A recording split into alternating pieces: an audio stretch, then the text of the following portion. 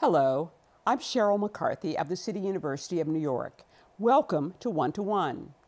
Today, I'm joined by author Sujatha Gidla, who in her new memoir, Ants Among Elephants, An Untouchable Family and the Making of Modern India, takes us through 4 generations of her family, touching on topics such as politics, poverty, and gender inequality in Indian society.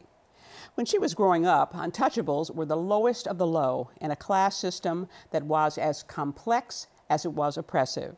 So what did it mean to be an untouchable?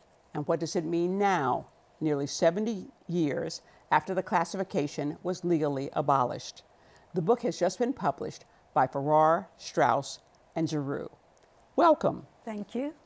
You start your book by saying that you were born in South India in the state of Andhra Pradesh, that your family was lower middle class, your parents were college lecturers and obviously college educated, and that you are and were an untouchable.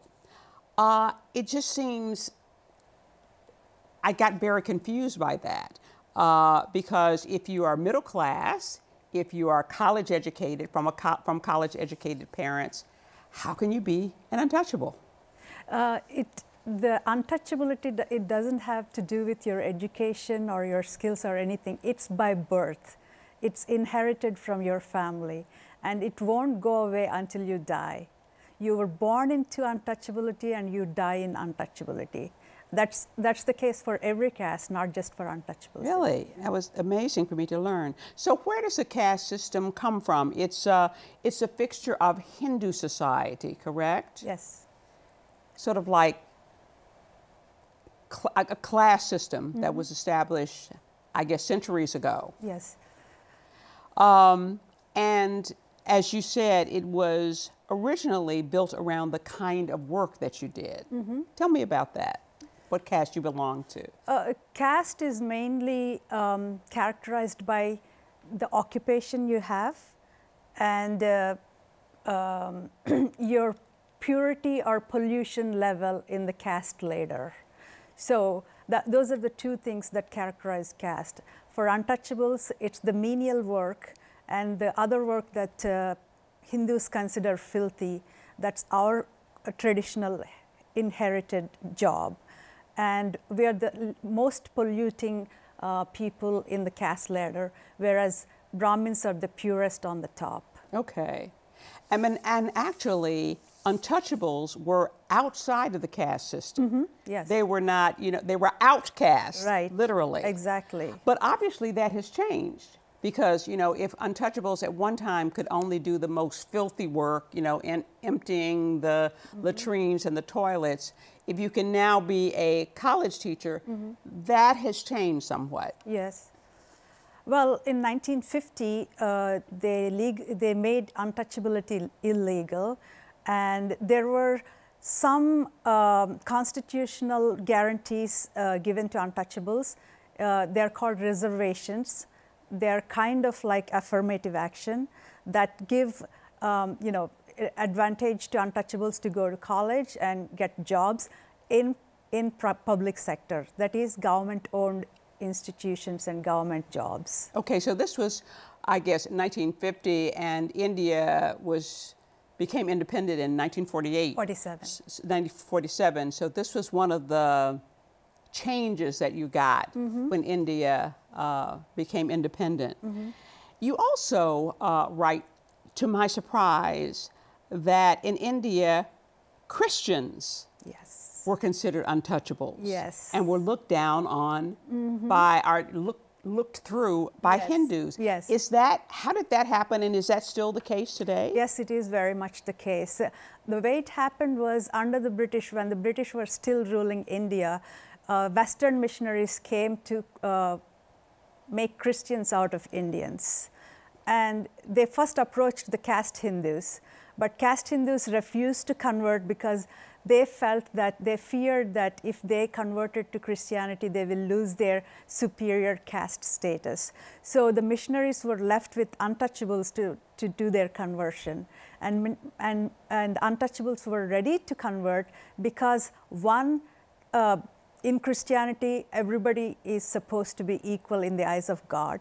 And secondly, because missionaries allowed untouchables to go to schools, the schools that they have established, and they treated them in their hospitals. Those are the two main important things for untouchables to convert into Christianity. Okay. You compare the caste system in India to American racism against African Americans. Yes. It's like you can go to college, you can get a great job, but you're still subject to stop and frisk and to be, you know, shot if you're an unarmed black guy, because the prejudice, the racial prejudice, continues to exist. Yeah. So one cannot leave one's caste. No. Ever. Ever.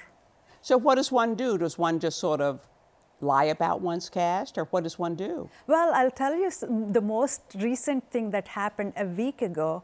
A woman was hired by a Brahmin woman to be a cook in her house. And the Brahmin woman was actually the head of the meteorology department, a top scientist. And she found out that the woman that she hired as cook was not a Brahmin. And she went to her house, beat her up with her purse, and then filed a case of impersonation on that lady. And she was not even untouchable. She was only one rung below Brahmins. My goodness. Yeah. And so that's what happens. Wow. Yeah. Now, at 19, you went off to college, studied physics, engineering, and I think you also did you also get a master's degree? Yes. And you went to one of the elite technical schools in India. Was this possible because of the affirmative action that came in after independence, or would you, as untouchable, been able to go to college in the 1930s and the 1940s? No. The first reason that my family was able to go to schools is because of missionaries, period. The Christian missionaries? Yes. And because of that education, they were intent on educating. That was my grandparents. They were intent on educating their children. And then because of that tradition of education, we went to school too. I did not use reservations, but yeah, many untouchables benefited from reservations. Okay. So then you went off to school, and I believe you said this was the first time you encountered Christians who looked down on Hindus. What was that all about? Well, you know, I thought that untouchability, because we were untouchables because we were Christians, that is minority religion. But I saw these Christians, they looked down on Brahmins too. And I found out that they're only in the state of Kerala where they speak Malayalam. And these Christians, they trace back their Christianity to 52 AD. They're actually called Syrian Christians. And they're traders who came from Syria and Middle East. And St. Thomas converted them long time back. And because they were traders, they were not untouchables. As I said, caste is what you do for a living. And because they were traders, they were not untouchables. And I didn't know about this until I met these people. Okay. Yeah. A lot of different castes, classes, groups, so many groups in India. Probably a lot more than in the United States, I would think. You came to the United States when you were 26. Yes. Did you come with your parents? Did you come alone? Why did you come? I came alone as a student, but coming as a student is only an excuse to come to America, which I felt was more freer society than in India, in terms of caste and in terms of gender. So, in a way, you really came here to escape the whole Yes, caste system. yeah. Where did you go to school? Where did you go to school? I went to Columbia for a few semesters, but I dropped out. Now, you work as a subway conductor. In fact, the first Indian female subway conductor in New York City. So how did you get to that from your background in physics and engineering? As you know, in India, women are very, very oppressed. They're very shy and demure. They're not able to do many things that men do. As a child growing up, I really wanted to be like a man to be able to do things that men did. And that's why I was attracted to jobs that were traditionally considered male jobs. And when I saw female subway conductors and train operators, I was inspired to apply for MTA jobs. But it was the inspiration that made me look into that field. But in 2009, when I was laid off. From what were you doing at the time? I was doing computer programming, software developing. Okay. I just switched to MTA to be a conductor. Do you actually, that means you actually drive a train? No. No. I'm a conductor that opens and closes the doors, makes announcements, and makes sure that nobody is getting dragged on the platform. Okay. Things like Important that. job. Yes. How long have you been doing that? Since 2009. Okay. We're going to take a short break. Then we'll be back with author Sujatha Gidla after this message.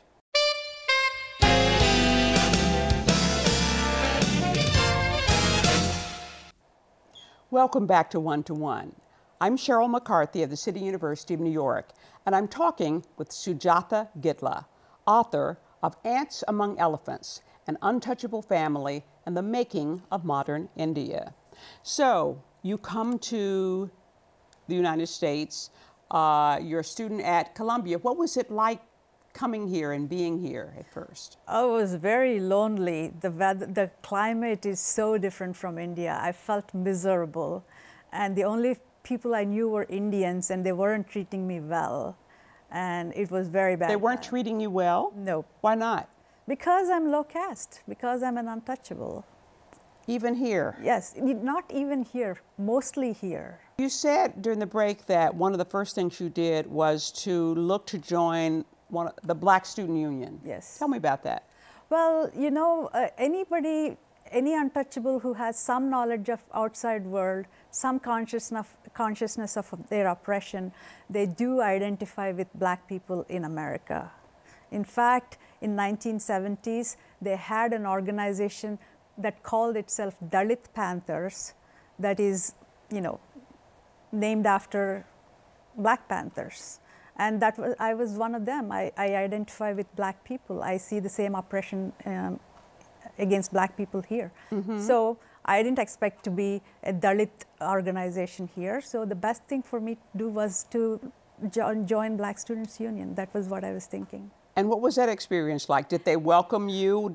What was that like? No, they were kind of very suspicious.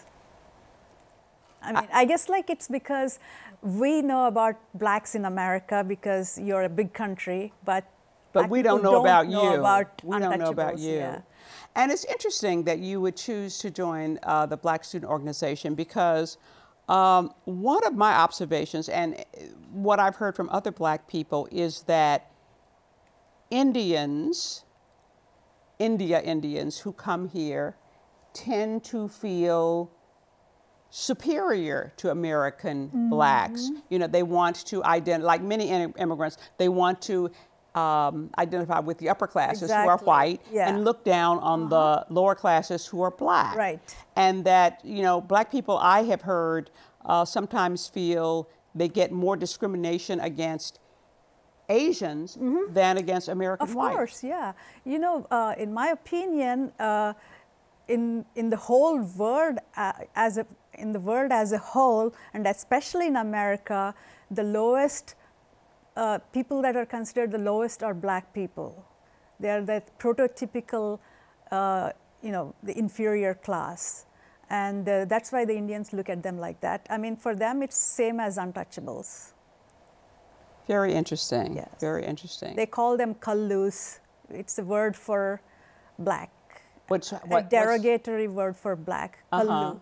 Okay. Kala is Black color, and kallu is, you know, how Negro becomes N-word. Right. Exactly. Kala becomes kallu. And you hear that among yes, I do. Indians who mm-hmm. are here. I have always, so tell me about how you say you still face discrimination by Indian Americans because you're an untouchable. How does that play out? How does that play out? How do you feel that? How do they make you feel that? Well, when I was at work, they would ask me who or what caste I am. And when they know it, they won't talk to me anymore. And I mean, such incidents, like if I go to any Indian party or any Indian celebration such as independence, the first thing they want to know is my caste. And even if I don't tell them, they can figure out. How can they figure it? First of all, you know, they think that like they superimpose the black thing based on color to untouchables, even though we are not different in caste, in color.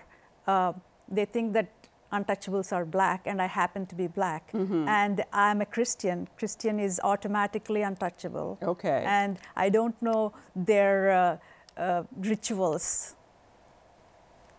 That's how they know. So does that mean that you would socialize mostly with other untouchables here? No, I can't do that because the caste system replicates here. There are very few untouchables in America, and in all the big places, people who made it into TV or any other post, political post, they're all upper caste. Yeah. And they help their own people.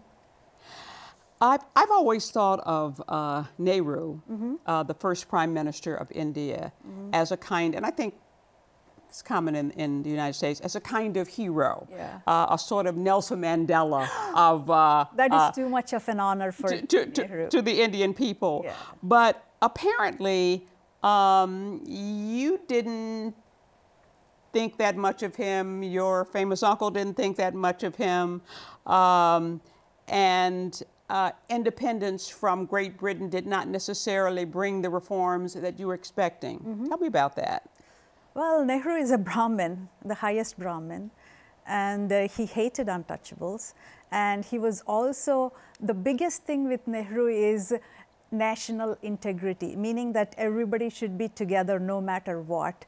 National integrity is a code word for imposing Hindu and North Indian and Hindi language domination over southern cities, I mean states. That is what southern people hated Nehru for, because he wanted to keep everybody together under the domination of Hindi-speaking Hindus from North India. And there were many, many different kinds of languages that Indians spoke, but he wanted to impose this one on everybody.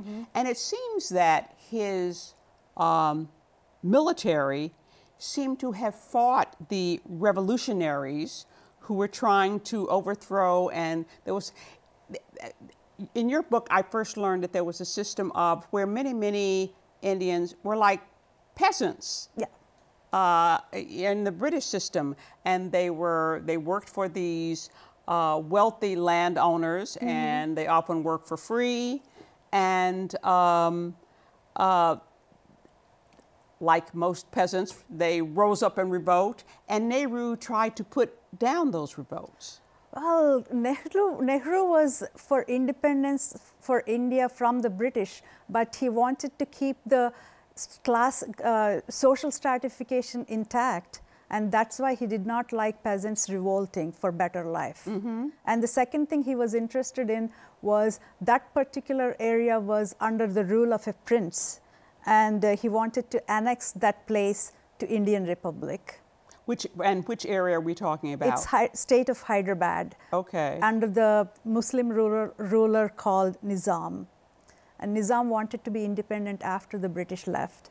And Nehru wanted to annex it to Indian Republic. Okay. So one of the revolutionaries was your uncle. Pronounce his name for me. Satyam. Satyam. Your mother's oldest brother, who was a renowned poet. Yes. And a communist. A communist, and a co-founder of the Maoist guerrilla People's War Group. Yes. He became a communist and an activist while he was in college. Yes. And so what were some of the revolutionary struggles he was involved in? Well, he worked among tribal people. Tribal people are people who live in forests, very marginalized people. They live by selling forest product to outside contractors, and the contractors were cheating them left and right. For example, they sell these leaves to make cigars. they will say that all these leaves are bad, bad, bad, bad, and they pay very little to the leaves that are left there, and they use the leaves that they themselves said bad, and they were cheating them out of their livelihood. And my uncles led their struggles for fair wages for forest products and for minimum wage for peasants. Okay. And he was also involved in movements to allow the indigenous people to speak their own languages. Yeah. Tell me about that. I mean, it's not exactly a struggle for indigenous languages. He was living among indigenous people, and he saw how beautifully they were speaking. So he wanted to highlight their language and make it popular through his poetry. And is it Telugu? Telugu. Telugu was one of the languages that he really fought for. Yeah. He also fought for, there was a movement afoot to unite two separate areas, Andhra and Telangana. Yeah. Tell me about that. Well, immediately after independence, the major struggle in India is for for different language groups to have their own states. Like British lumped all of these people with different languages together into one state, and people did not accept it after the British left. They wanted states based on linguistic lines. Okay. Yeah, that was the first struggle. And the second struggle was after all the Telugu people were combined, one area was more advanced in every way and the other area was backward. So the backward people felt that these other people were getting all the privileges. So there was a fight to separate at that time, and he led that struggle too. So much inner struggle. Yes. Among so many different kinds of groups. At some point, your uncle, he had married, he had had children, abandoned his wife and children, and basically went underground to fight for the revolutionary cause. What provoked him to do it at that particular time? Around when was that? Yeah, it was in the late 60s, early 70s. And what provoked him to do it at that particular time? And who was he fighting? The spark that lit this whole thing, the movement, the Maoist movement, is in a village in West Bengal. The peasants and the tribal people, the indigenous people, they revolted against their landlords for a fair share for sharecroppers. That was the inspiration that led to the Maoist movement, and that was what he was inspired from, and he wanted to recreate it in our own state. Do you still have oppression of peasants by wealthy landlords in India today? Of course, nothing changed at all. And farmers' condition has become much worse. There are at least 450,000 farmers who committed suicide because of poverty. And the suicide... 450,000? Yes. And the trend of suicide still continues now. Okay. You have a photograph that appears in the front of your book and at the back of the book. Describe who those people are in the photograph. It's my family, and it's the only photograph we ever have of our family together. And it's my father, my mother, myself, my sister, my brother, and my grandmother, who is my father's mother. Okay. So I would imagine writing this book would have been rather cathartic for you. What are you hoping, and we got about 1 minute left, what do you want to hope for India's future as an untouchable who has moved to the United States? What do you want to see happen? For everybody to have equal access to everything, education, jobs, everything. That's what India needs. And untouchables will be the last ones to get it, and therefore everybody has to be liberated before untouchables will get liberated. Now you have a president who is, his name is Ramnath, how do you pronounce it? Ramnath Naveen? Yeah. He's a Dalit, which is not an untouchable, but one of the lower class. No, it is untouchable. Is he untouchable? Does that say progress to you? No, not at all. BJP is a pro-Hindu, Hindu fundamentalist party that's in power now.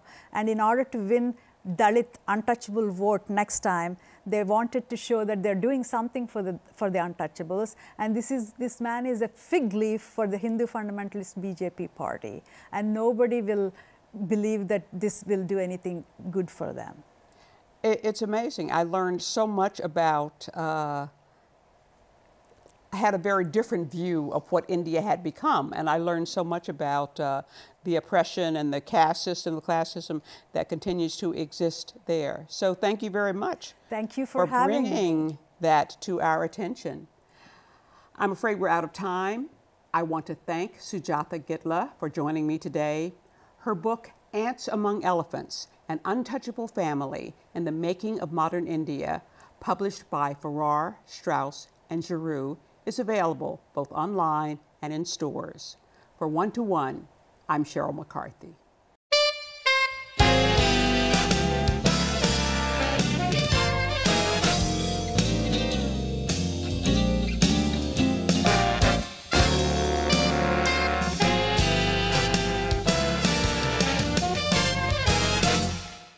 If there are any people you'd like to hear from or topics you'd like us to explore, please let us know.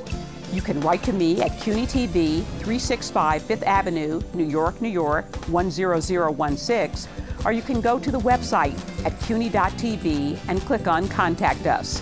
I look forward to hearing from you.